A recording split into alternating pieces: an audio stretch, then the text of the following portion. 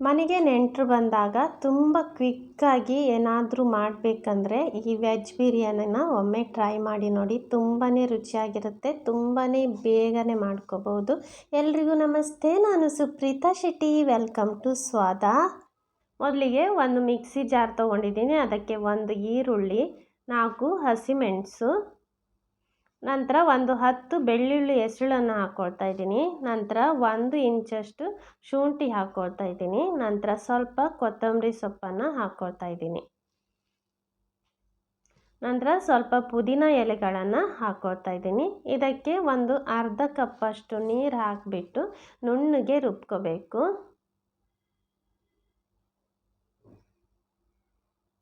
ರುಬ್ಬಿರೋದನ್ನು side ಇಟ್ಕೊಳ್ತಾ ಇದ್ದೀನಿ. ನಂತರ ಒಂದು ಕುಕ್ಕರ್ ತೊಗೊಂಡಿದ್ದೀನಿ. ಇವತ್ತು ಕುಕ್ಕರಲ್ಲಿ ತುಂಬ ಕ್ವಿಕ್ಕಾಗಿ ಬಿರಿಯಾನಿ ಯಾವ ರೀತಿ ಮಾಡ್ಬೋದು ಅಂತ ತಿಳಿಸ್ತಾ ಇದ್ದೀನಿ. ಅದಕ್ಕೆ 1 ಟೇಬಲ್ ಸ್ಪೂನಷ್ಟು ತುಪ್ಪ ಹಾಗೂ 1/4 ಕಪ್ಪಷ್ಟು ಎಣ್ಣೆ ಹಾಕ್ಕೊಂಡು ಈ ಮಸಾಲೆ ಐಟಮನ್ನು ಹಾಕೋಬೇಕು. ಇದನ್ನು 1-2 ನಿಮಿಷ ಈ ರೀತಿ ಎಣ್ಣೆಯಲ್ಲಿ ಹುರಿಬೇಕು.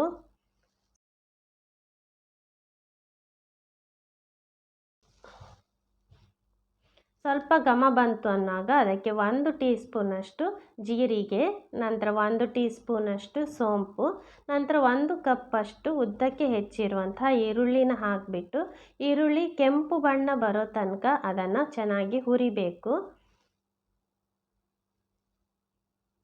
ನೋಡಿ, ಈರುಳ್ಳಿ ಕೆಂಪು ಬಣ್ಣಕ್ಕೆ ಟರ್ನ್ ಆಗಿದೆ. ಅದಕ್ಕೆ ರುಬ್ಬಿರುವಂತಹ ಮಸಾಲೆಯನ್ನು ಹಾಕ್ಕೊಂಡು 1-2-3 ನಿಮಿಷ ಚೆನ್ನಾಗಿ ಎಣ್ಣೆಯಲ್ಲಿ ಹುರಿಬೇಕು.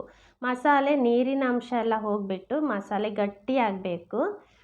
ನೋಡಿ, ಕಲರು ಸಹ ಚೇಂಜ್ ಆಗುತ್ತೆ. ಈ ರೀತಿ ಗಟ್ಟಿಯಾಗಬೇಕು ಮಸಾಲೆ, ಆವಾಗ ಚೆನ್ನಾಗಿ ಹುರಿದಿದೆ ಅಂತ ಅರ್ಥ.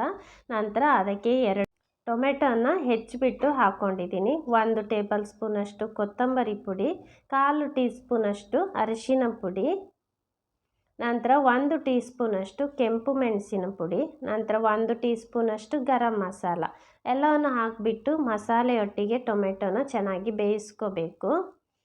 ನೋಡಿ, ಟೊಮೆಟೊ ಸ್ವಲ್ಪ ಸಾಫ್ಟ್ ಆಯಿತು ಅನ್ನುವಾಗ ಅದಕ್ಕೆ ನಾನು ತರಕಾರಿಗಳನ್ನು ಹಾಕ್ಕೊಳ್ತಾ ಇದ್ದೀನಿ. ಇಲ್ಲಿ ಕ್ಯಾರೆಟ್ ತೊಗೊಂಡಿದ್ದೀನಿ, ಆಲೂಗಡ್ಡೆ ತೊಗೊಂಡಿದ್ದೀನಿ, ಬೀನ್ಸ್ ತೊಗೊಂಡಿದ್ದೀನಿ, ಹಾಗೆ ಕಾಲಿಫ್ಲವರ್ ತೊಗೊಂಡಿದ್ದೀನಿ. ಇದನ್ನು ಚೆನ್ನಾಗಿ ಮಸಾಲೆಯೊಟ್ಟಿಗೆ 1-2-3 ನಿಮಿಷ ಹೀಗೆ ಚೆನ್ನಾಗಿ ಮಿಕ್ಸ್ ಮಾಡ್ಕೋಬೇಕು. ಮೀಡಿಯಮ್ ಫ್ಲೇಮಲ್ಲಿ ಇಟ್ಕೊಂಡು ಮಸಾಲೆಯೊಟ್ಟಿಗೆ ಚೆನ್ನಾಗಿ ಮಿಶ್ರಣ ಮಾಡ್ಕೋಬೇಕು. ನೋಡಿ, ನಂತರ ಅರ್ಧ ಗಂಟೆಯಷ್ಟು ನೆನೆಸಿರುವಂಥ 2 ಕಪ್ಪಷ್ಟು ಬಾಸುಮತಿ ಅಕ್ಕಿಯನ್ನು ಹಾಕ್ಕೊಳ್ತಾ ಇದ್ದೀನಿ. ಸೋನಾ ಮಸೂರಿ ಅಕ್ಕಿಯಿಂದನೂ ಸಹ ಇದೇ ರೀತಿ ಮಾಡ್ಕೋಬಹುದು. ತುಂಬಾ ರುಚಿಯಾಗಿ ಬರ್ತದೆ ಅದರಲ್ಲೂ ಸಹ. ಅದಕ್ಕಾದರೆ ನೀವು 1 ಕಪ್ ಅಕ್ಕಿಗೆ 2 ಕಪ್ಪಷ್ಟು ನೀರು ತೊಗೋಬೇಕಾಗುತ್ತೆ. ಇಲ್ಲಿ ನಾನು ಬಾಸುಮತಿ ಅಕ್ಕಿ ಆದ್ದರಿಂದ ಇವಾಗ 3 ಕಪ್ಪಷ್ಟು ನೀರು ಹಾಕ್ಕೊಳ್ತಾ ಇದ್ದೀನಿ. ಇದು ಚೆನ್ನಾಗಿ ಮಿಶ್ರಣ ಮಾಡ್ಕೋಬೇಕು. ನಂತರ ಅದಕ್ಕೆ ರುಚಿಗೆ ತಕ್ಕಷ್ಟು ಉಪ್ಪು ಹಾಕ್ಕೊಳ್ತೀನಿ. ರುಚಿಗೆ ತಕ್ಕಷ್ಟು ಉಪ್ಪು ಹಾಕ್ಕೊಂಡು ಒಮ್ಮೆ ಚೆನ್ನಾಗಿ ಮಿಶ್ರಣ ಮಾಡಿಬಿಟ್ಟು ಅದಕ್ಕೆ ಅರ್ಧ ಲಿಂಬೆಹಣ್ಣಿನ ರಸನ ಹಾಕ್ಕೊಳ್ತಾ ಇದ್ದೀನಿ. ಲಿಂಬೆಹಣ್ಣಿನ ರಸ ಹಾಕೋದ್ರಿಂದ ತುಂಬಾ ರುಚಿ ಕೊಡ್ತದೆ. ನೋಡಿ, ಅರ್ಧ ಹೋಳಷ್ಟು ಹಾಕ್ಕೊಂಡ್ರೆ ಸಾಕು. ಇದನ್ನು ಚೆನ್ನಾಗಿ ಕುದಿ ಬರೋವರೆಗೆ ಹಾಗೇ ಬಿಡಬೇಕು. ಒಮ್ಮೆ ಕುದಿ ಬಂದ ನಂತರ ಮುಚ್ಚಳ ಮುಚ್ಚಿದರೆ ಅನ್ನನೂ ಉದುರುದ್ರಾಗಿ ಬರ್ತದೆ. ಈ ರೀತಿ ಮಾಡೋದ್ರಿಂದ ಮತ್ತು ಬೇಗ ವಿಸಿಲ್ ಬರ್ತದೆ. ತುಂಬ ಬೇಗನೆ ರೆಡಿ ಮಾಡ್ಕೋಬಹುದು. ನಂತರ ಮುಚ್ಚಳ ಮುಚ್ಚಿಬಿಟ್ಟು 1-2 ವಿಸಿಲು ಮೀಡಿಯಮ್ ಫ್ಲೇಮಲ್ಲಿ ಕೂಗಿಸ್ಕೊಳ್ತಾ ಇದ್ದೀನಿ. ಸೋನಾ ಮಸೂರಿ ಅಕ್ಕಿ ತೊಗೊಂಡ್ರೆ ನೀವು 3 ವಿಸಿಲ್ ಮೀಡಿಯಮ್ ಫ್ಲೇಮಲ್ಲಿ ಕೂಗಿಸ್ಕೊಳ್ಳಿ.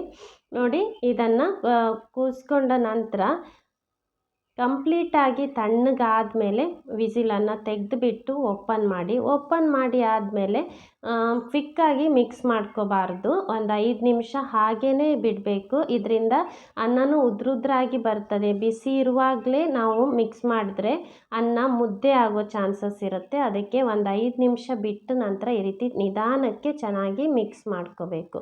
ಆವಾಗ ಅನ್ನ ತುಂಬ ಉದ್ರುದ್ರಾಗಿ ತುಂಬ ರುಚಿಯಾಗಿ ಬರುತ್ತೆ.